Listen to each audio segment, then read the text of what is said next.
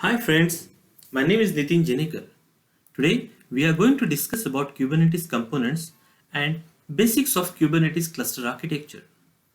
Before Kubernetes, we used to package and build deployable components into an image and run those images as a container. To run our container into cloud, for example on Azure, we used to run Docker containers on Azure container instances. But Kubernetes platform offers more on that. It manages container-based applications, automates deployments, scaling, and their associated networking and storage component. So let's start understanding each component in Kubernetes. We'll take an approach of understanding from smallest unit to complete architecture. So first component is container. It's a standard unit of a software that packages up with a code and all its dependencies so the application runs quickly and reliably from one computing environment to another. Pods are the smallest deployable units in Kubernetes with a shared storage resources or networking resources and contains a specification for how to run the containers. Each pod contains one or more containers. Next component is a node. A node may be a virtual or a physical machine depending on a cluster. As container runs inside pod, pods runs inside nodes. One node can have one or more pods. Next component is a container runtime. To run containers in pods, Kubernetes uses a container runtime. Container runtime is a software that executes containers and manages container images on a node. Today, the most widely known container runtime is Docker. But there are other container runtimes in the ecosystem such as RKT, Containerd, and LXD. The kubelet is the primary node agent that runs on each node. It makes sure that containers are running in a pod. The kubelet works in terms of a pod spec. Pod spec is a YAML or a JSON object that describes a pod. The kubelet takes set of pod specs that are provided through various mechanisms and ensures that the container described in those pod specs are running and healthy. Next is the kube proxy. The Kubernetes network proxy or the kube proxy runs on each node in your cluster. It makes network rules on nodes which allows network communication to your pods from inside or outside of your clusters. Now we are ready with our node which runs containerized application. But we need something to manage the worker nodes and pods. So here comes the control plane. Whenever we deploy Kubernetes, we get a cluster. And the cluster is divided into two components. One is a control plane and another is a node. On creation of the Kubernetes cluster, a control plane is automatically created and configured.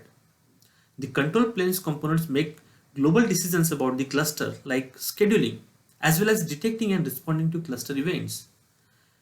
The control plane component contains Kube API server, controller manager, Kube scheduler and etcd. The API server exposes the Kubernetes API. It is a front end for Kubernetes control plane which also establishes the connection with kubelet. The next component is a controller manager. There is one term, control loop, which means a non-terminating loop that regulates the state of a system. In Kubernetes, controllers are control loops that watches the shared state of the cluster through the API server. And when the current state does not match the desired state, it makes changes to achieve the desired state.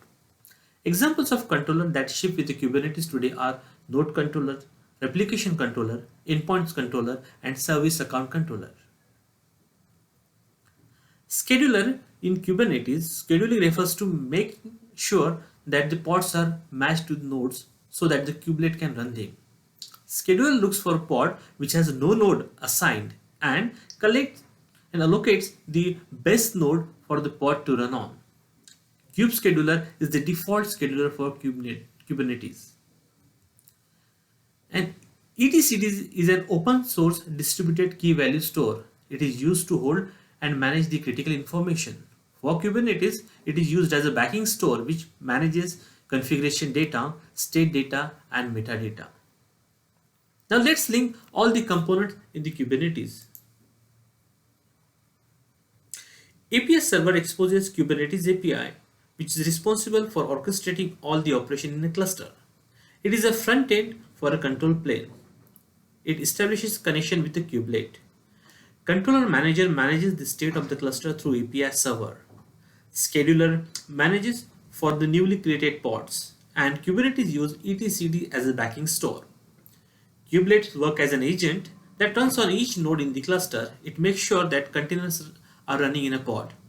To run containers inside pods, Kubernetes uses container runtime. kubeproxy enables communication between services between clusters. External users are connecting to cluster through kubeproxy, and developers manage this cluster through kubectl, which is a command line tool.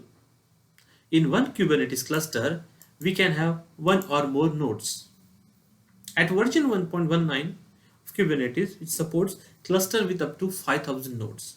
So here we have completed overview of components and formed Kubernetes cluster architecture. That's it for now. Hope you like this session. Happy to see your feedbacks and suggestions. We'll see you in coming sessions of working with Kubernetes on Docker Desktop. Thank you and cheers.